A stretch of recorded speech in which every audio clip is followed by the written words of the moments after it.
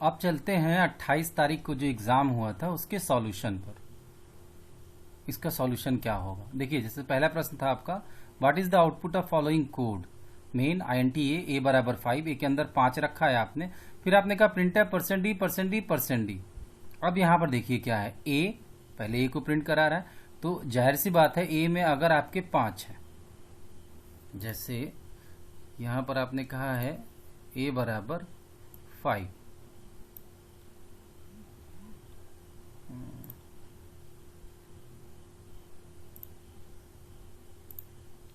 ए में आपने 5 रखा है। एक मिनट, ऑन स्क्रीन कीबोर्ड कहाँ है भाई, कहाँ है, गायब हो जाता है बार बार।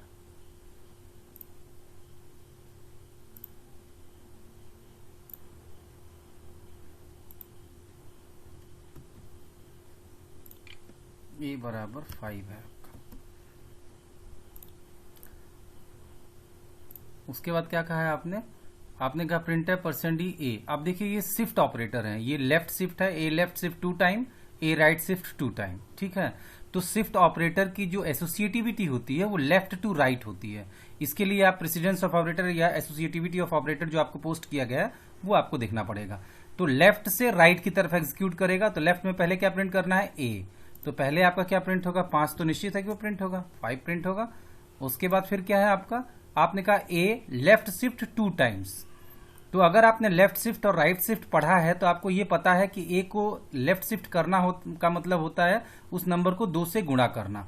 तो ए पहली बार लेफ्ट शिफ्ट होगा तो 5 गुणते 2 10 होगा, जब दूसरी बार लेफ्ट शिफ्ट होगा तो 10 गुणते 2 20 होगा। इसका मतलब यहां पर क्या आउटपुट आएगा, दूसरा नंबर 20। और इसके बाद क्या है, ए राइट शिफ्ट 2 टाइम, ए क्या है 5, राइट शिफ्ट होता है किसी भी नंबर को 2 से भाग देने के बराबर। तो 5 को पहली बार शिफ्ट करेंगे आप, तो 5 को 2 से भाग देंगे तो क्या आएगा 2, फिर 2 को 2 से भाग देंगे तो क्या आएगा 1, मतलब तीसरी वैल्यू जो प्रिंट होगी वो आपकी प्रिंट होगी 1। तो इस हिसाब से इसमें आंसर क्या होगा, 5, 20 और 1, पहला वाला आंसर होना चाहिए आपका, मतलब ये करेक्ट होना चाहिए फर्स्ट, ठीक है। 5, 20, 1 आउटपुट आएगा। सेकेंड वाले में क्या है, what is the output of following code. काफी अच्छा प्रश्न है। x बराबर 20, y बराबर 35, x बराबर 20 है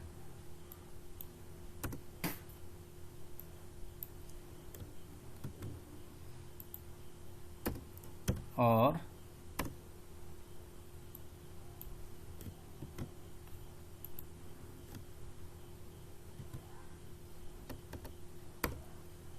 y बराबर क्या है, y बराबर 35। चलिए y बराबर 35 कर लेते हैं। अब देखिए ध्यान से समझिए, इसमें एसोसिएटिविटी क्या होती है, राइट टू लेफ्ट, राइट वाला पहले होता है, लेफ्ट वाला बाद में होता है। चलिए ठीक है, ये तो सही है। तो ये क्या है, पोस्टपेड है, सॉरी पोस्ट इंक्रीमेंट है, y प्लस प्लस और x प्लस प्लस। इसका मतलब है x में क्या जाएगा, y प्लस x। तो y में क्या है 35 और x में क्या है 20। 35 प्लस 20 कितना होगा 30, 3 2 5 55, ठीक। x में जाएगा 55 और उसके बाद x प्लस प्लस होगा और y प्लस प्लस होगा, तो 55 की जगह x में क्या हो जाएगा 56, x में हो गया 56 और y प्लस प्लस करेगा तो y की वैल्यू क्या हो जाएगी 36, ठीक। यहां गए आपने कहा प्लस प्लस y की वैल्यू में +1 करिए, y की वैल्यू में +1 करेंगे तो 36 से क्या हो जाएगा ये 37, क्योंकि प्री इंक्रीमेंट है तो पहले इंक्रीमेंट होगा इसमें। और प्लस प्लस x, तो x की वैल्यू इस समय क्या है 56, ये क्या हो जाएगी 57, ठीक। फिर वो वैल्यू कहां जाएगी y में, मतलब y की नई वैल्यू होगी 57 प्लस 37, तो वो क्या होगा 57 प्लस 37, 57 प्लस 37,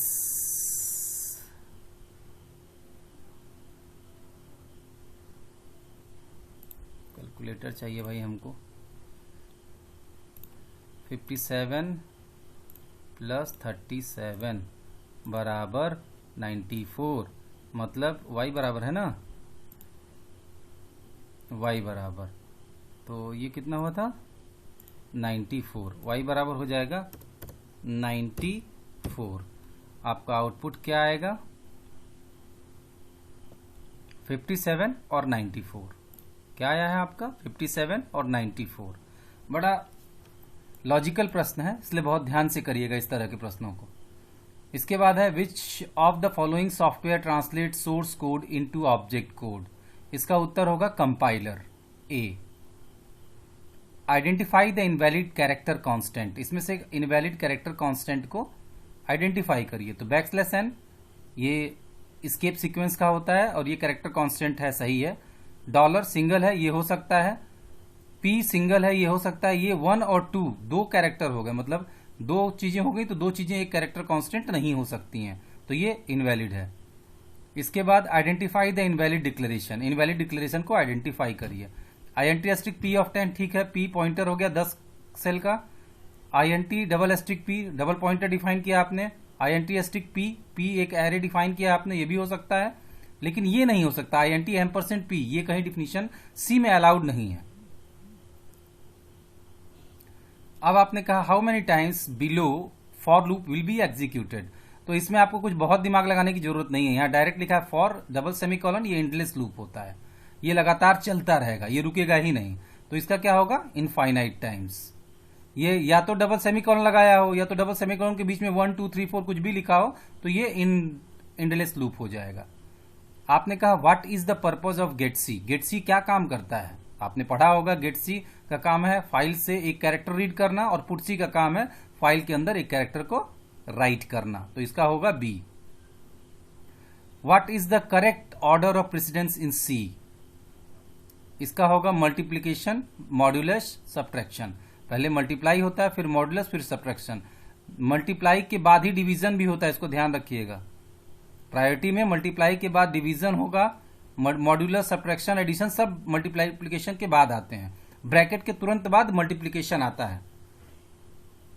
जबकि हम लोग बेडमास का रूल पढ़ते हैं तो वो यहाँ इंप्लीमेंट पूरी तरह नहीं होगा। जैसे bracket, exponent, division, multiplication, division के बाद मल्टीप्लीकेशन आता है, लेकिन सी में मल्टीप्लीकेशन के बाद डिवीजन आता है, इसको याद रखिएगा। इसके बाद which of the following is valid in C language, इसमें से कौन सा वैलिड है, तो ये ऐसा नहीं हो सकता है। Float n a of n, ये भी नहीं हो सकता है। INT क्योंकि ए ऑफ एन आप कर रहे हैं और एन अभी आपने डिफाइन किया, तो ऐसा नहीं हो सकता है। INT एस्ट्रिक P बराबर %A, डिफाइन करने से पहले ही आपने %A एड्रेस ऑफ ए डाल दिया P में, ये भी नहीं हो सकता है। ये वैलिड है, ये आपका एंडलेस लूप होगा जो कि चलता रहेगा, ठीक है। When following piece of code is executed, what will be output will be generated। तो यहां देखिए, यहां क्या है कि आपने कहा CHAR array of 7, इसको करके भी देख लीजिएगा। नेटवर्क, न्यू वर्क, तो एक न्यू वर्क नेटवर्क भी नहीं है ये। 1 2 3 4 5 6 7 8 हो गया।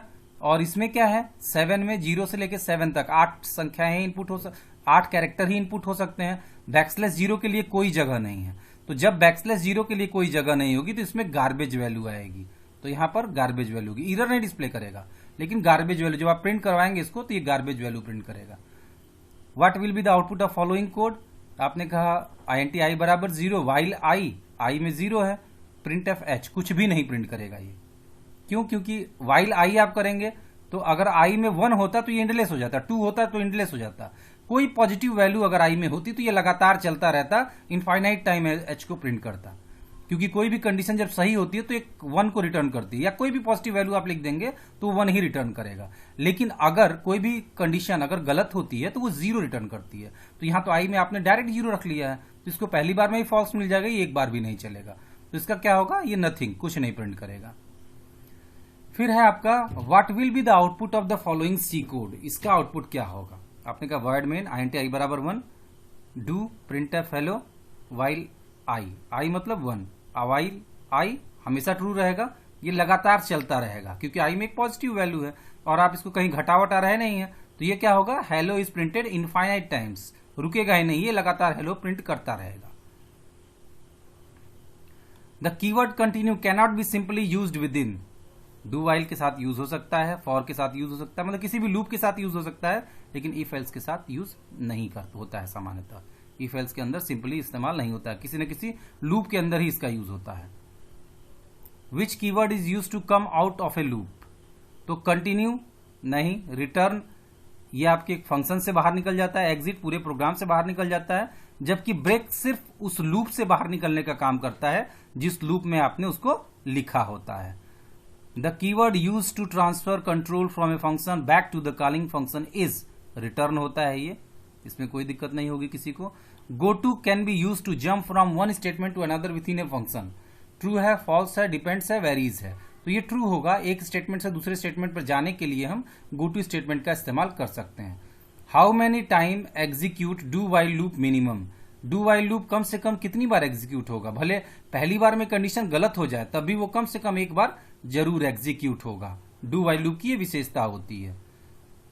विच of the following cannot be used as identifier? Digit इस्तेमाल हो सकता है, अंडरस्कोर होते हैं, वेरिएबल के नाम के बीच में लेटर्स हो सकते हैं, letters upper case lower case दोनों हो सकते हैं, स्पेस अलाउड नहीं है, तो ये आपका स्पेस होगा। An example of hierarchical data structure is, इसका एग्जाम्पल ट्री होता है, ट्री डेटा स्ट्रक्चर जो आपके सिलेबस में नहीं है, लेकिन ये इसका एग्जाम्पल यही होगा। Array link list hierarchical data structure के एग्जाम्पल नहीं होते हैं।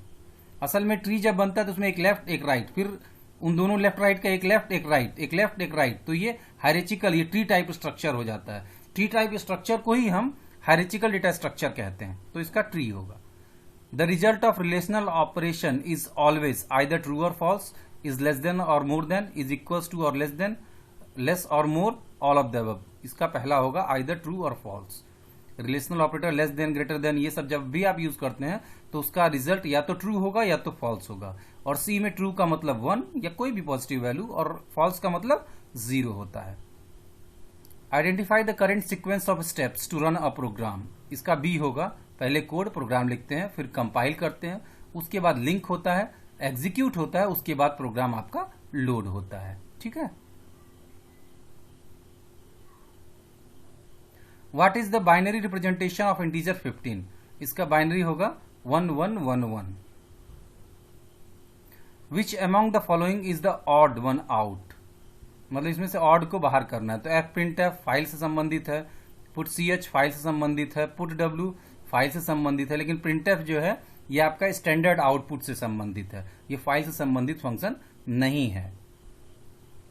What is similarity between a structure, union and enumeration? All of them let you define new values, नहीं।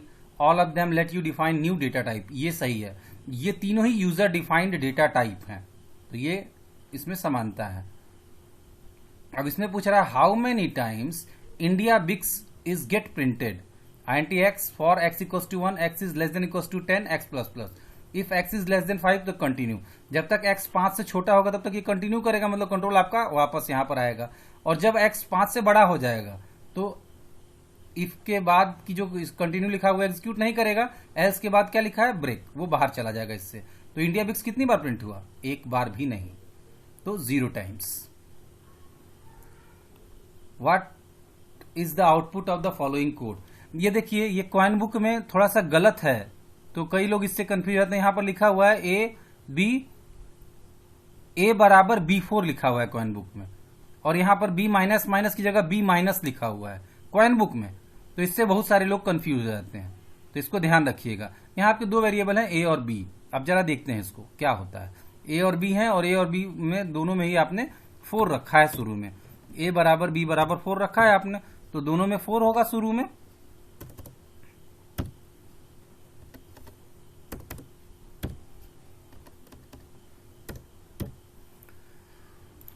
यहां आपने कहा ना A बराबर B बराबर 4, तो ये मल्टीपल इनिशियलाइजेशन है, ये अलाउड है सी में, ऐसा हो सकता है। आपने कहा B बराबर A प्लस प्लस, पिछले एग्जाम्पल में हमने बताया ये पोस्ट इंक्रीमेंट है, तो पहले B के अंदर A की वैल्यू जाएगी, तो 4B में जाएगा, उसके बाद A प्लस प्लस होगा, मतलब इसके बाद A की वैल्यू 1 बढ़ जाएगी, तो A की वैल्यू क्या हो जाएगी 5। चलिए अब देखिए ये इंक्रीमेंट डिक्रीमेंट ऑपरेटर्स हैं, इनकी प्रायोरिटी होती है, एसोसिएटिविटी होती है राइट टू लेफ्ट। तो राइट टू लेफ्ट है तो पहले राइट वाला प्रिंट होगा। B माइनस माइनस, तो ये आपको समझ में आ रहा है कि ये पोस्ट इंक्रीमेंट है, सॉरी पोस्ट डिक्रीमेंट है, पहले प्रिंट करेगा तब घटाएगा। तो पहले आपका प्रिंट होगा सबसे राइट मोस्ट वैल्यू बी की वैल्यू जो भी होगी इस समय वो प्रिंट होगी, उसके बाद बी बराबर b-1 होगा। तो बी की वैल्यू इस समय क्या है, सबसे राइट में प्रिंट करेगा बी की वैल्यू 4 और उसके बाद बी माइनस माइनस होगा तो बी की वैल्यू क्या हो जाएगी 3। उसके बाद क्या है, यहां आएंगे प्लस प्लस ए, मतलब ए बराबर a+1 होगा पहले, उसके बाद वो वैल्यू प्रिंट होगी। तो ए की वैल्यू क्या है 5 + 1 होगा तो हो जाएगी 6 और उसके बाद वो प्रिंट हो जाएगी। तो 6 प्रिंट हुआ।